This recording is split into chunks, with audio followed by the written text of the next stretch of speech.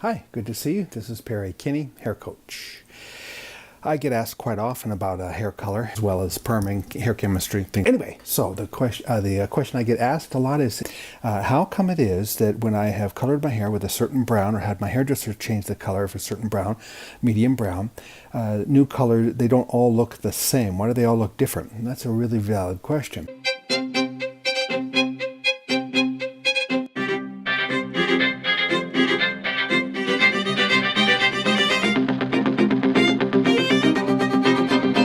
In order to understand that, you have to understand that from one company to another, the base levels are not universal. They're not, the medium brown over here isn't the same as the medium brown over there in any line at all.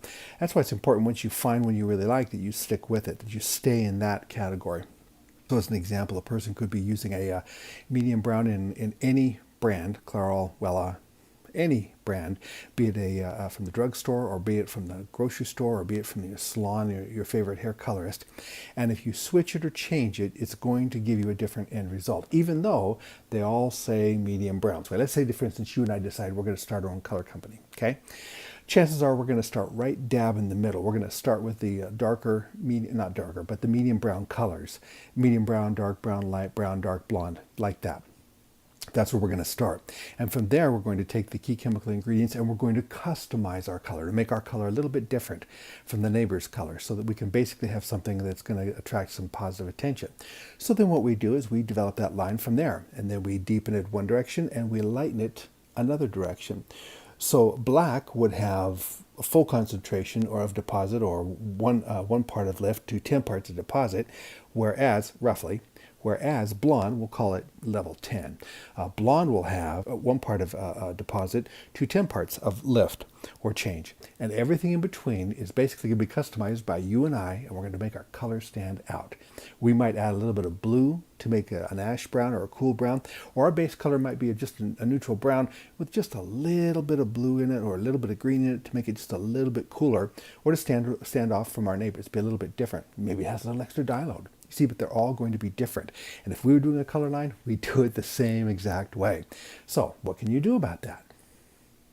Once you find a really good hair colorist, stick with them. That's one thing you can do. That'll make a big, big, big difference, and it'll mitigate the majority of any issues you might have.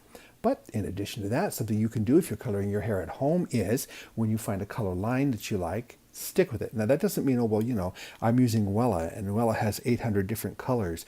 Or for instance, oh, here's a good one, L'Oreal. You go to the store, you see L'Oreal products all over the place. And so you think, well, it's all the same thing. There's a brown there in L'Oreal, and that one's L'Oreal, and that one's L'Oreal, and they're all browns. But that doesn't mean that they're necessarily the same kind of brown or the same exact tonal brown, or even really the same level of brown. So once you find the color you like, if you stick with it, it's going to make a big, big difference. Let me give you a little bit of a side tip too in terms of getting more consistent color each and every time. On the box of any color, or when any professional hairdresser starts working with it, they're going to find things that encourage them to do the color, permanent color, and then go ahead and work it through for so many minutes, or to apply a new batch of it and work it through. Here's the problem I have with that. I never do that. And here's the reason why, is because the permanent color is a mixture of an alkaline and an acid, typically ammonia and peroxide. And you need that for lift and deposit.